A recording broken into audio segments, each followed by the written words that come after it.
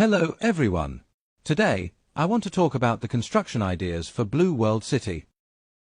Pakistan is now in the best period of its international political environment, and it's also a golden age for its development.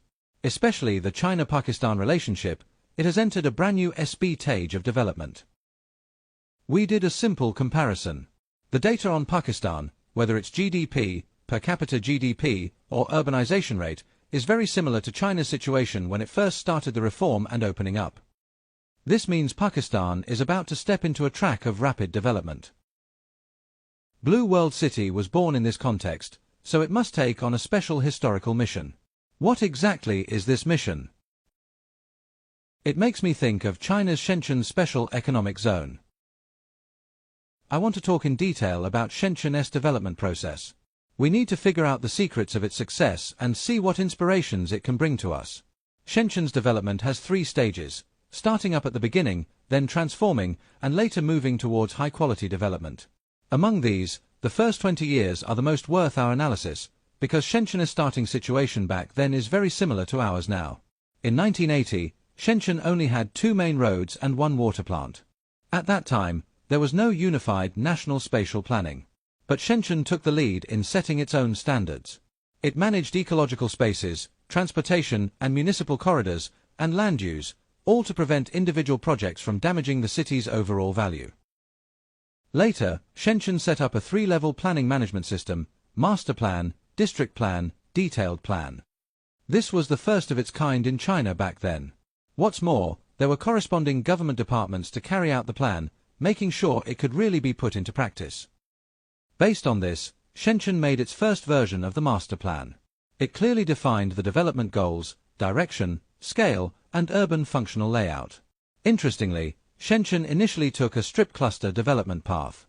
It used 3 east-west main traffic arteries to connect several areas together, just like stringing a necklace. Between each cluster, there were green spaces, so the ecological environment was good. This cluster-based planning also made it easier to push forward construction step by step later. At that time, Shenzhen marked 8 key areas and gave priority to their rolling development. The principle was, plan 1 area, build 1 area, mature 1 area. In the second stage, Shenzhen began to expand and transform in an all-round way. First, it made the second version of the master plan. It took the previous 8 key areas as the core to drive the development of the whole city. More importantly, it laid out 17 high-tech industrial zones in the surrounding areas. Its industries shifted from clothing, textiles, and furniture manufacturing to biotechnology, the internet, and new energy. This step also nurtured competitive enterprises like Huawei, Tencent, and BYD. Because of the earlier control, the land price in the central area had risen a lot by this time. The city also needed industries like finance and accounting to support its development. So in the second stage, Shenzhen completed the construction of the urban central area and realized the transformation of urban space and industrial structure. In the third stage, Shenzhen began to move towards becoming an international metropolis.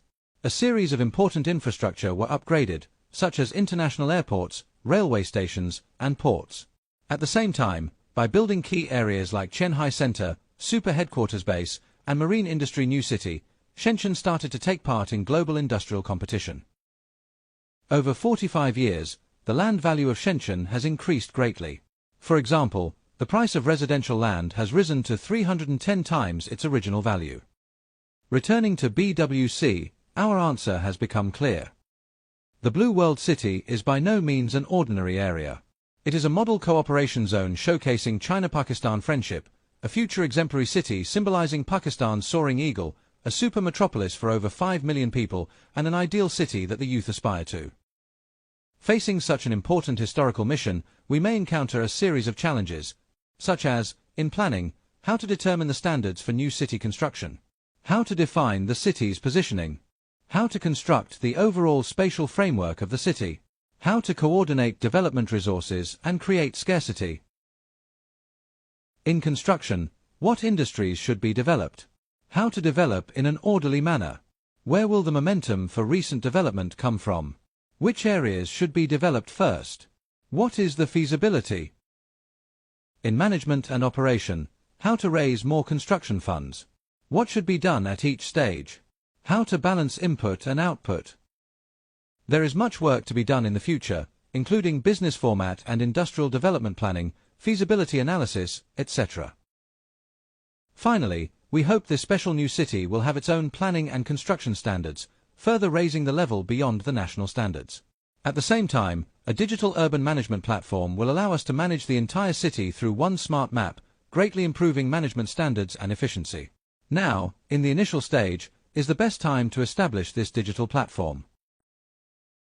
As the famous Pakistani poet Muhammad Iqbal said, Islam is not a memory, but an eternal movement, and the Blue World City is precisely the embodiment of this verse. We look forward to the Blue World City forging its own miraculous path. That is my sharing for today. Thank you.